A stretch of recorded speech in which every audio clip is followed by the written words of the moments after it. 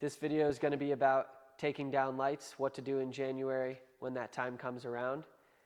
How our business works is at the end of the year when we finish the season, we take the lights down, provide them to our customers in a plastic bin, which they store throughout the off season. The goal is to go ahead and get labeled displays in those bins for people to be able to go back and do every year after. So, I know it seems like in January when you finish a successful season that the work is done, but if you can finish strong, it's going to save you time for years to come.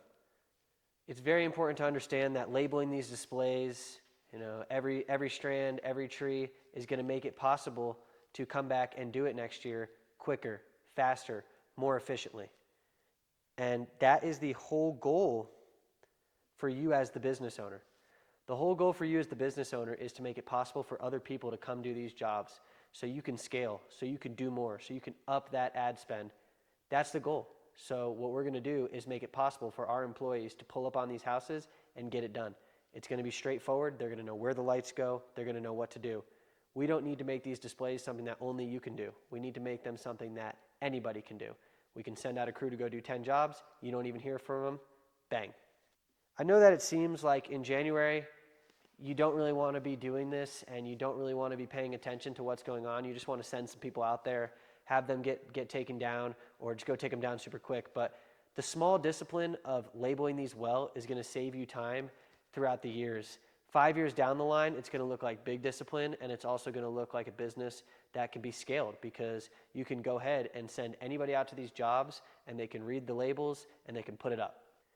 The keys to labeling are try to label every single strand, every single extension wire, label females where the trees are going. Let's kind of talk about some of the examples. One thing we love to do is put a piece of tape on the back of our timer, say which outlet that goes to. So maybe it's the front door outlet, maybe it's the outlet on the left, run the wire right, then up downspout. You can put all this on a piece of duct tape on the back of the timer. Also, when you label females by the trees on the extension wires that go to the trees, you can write front left tree, red bottom, green top, front left tree, green, all this different types of stuff. If there's an extension wire going to post, you can write white post, whole entire post, top half of the post. So let's go ahead and just kind of get into what that looks like. If you look right here, here's the end of a strand with a label on it. Left side of house, start by the front left peak. When you go up there now, you know it's the left side of the house. You start unraveling it. You understand where it goes in the big scheme of things. Then you undo all the other strands, and it makes a lot of sense. You can find different places where the lights go, start hanging them, and you're golden. If there's 5, 6 strands on a house, and every single one of them is labeled, you're going to know you're doing it the right way. You're going to see how it fits on the house, and you'll be ready to go.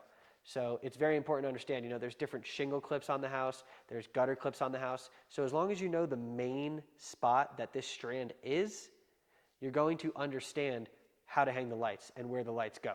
And I'll talk about that here on this next house. So if you look at a house like this, what I would do is I would label this top peak, start left. And that would mean to start right here, go up and down the peak, and the peak ends, right? Super, super straightforward. That strand should take you seconds to figure out. Then I would say bottom level. And that goes from here to here to here to here to here to here. Something along the lines of bottom level, start left. When the strand gets to here, it switches from shingle clips to gutter clips. And if you've seen our video, or you know what, hold on a sec.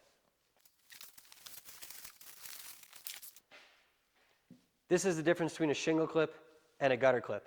So if you know that that strand is going across the bottom, it'll be very easy to know where the strand goes, okay?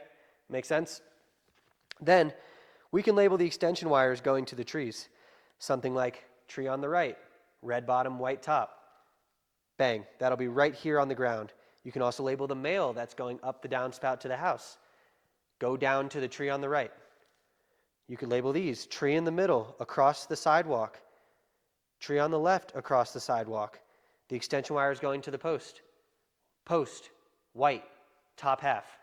Easy enough. Now, when somebody pulls up on this house, they're going to know exactly what to do. That is the entire goal. So I just want you to think about big picture when it comes to the takedowns. If you take your time on doing this and you build the business and it gets to the size that Light Launch strives for you to have and the size that me and Brandon are at now, doing 600 homes a year, if you're hiring 10, 15 people to go out and do these things, they need to be labeled. They need to be able to go out there and do it efficiently. And also, the better you label, the employees have a way higher ceiling of what they can get done. Time-wise, they can get more jobs done, and they can also get harder jobs done. So label, label, label. You can never label too much.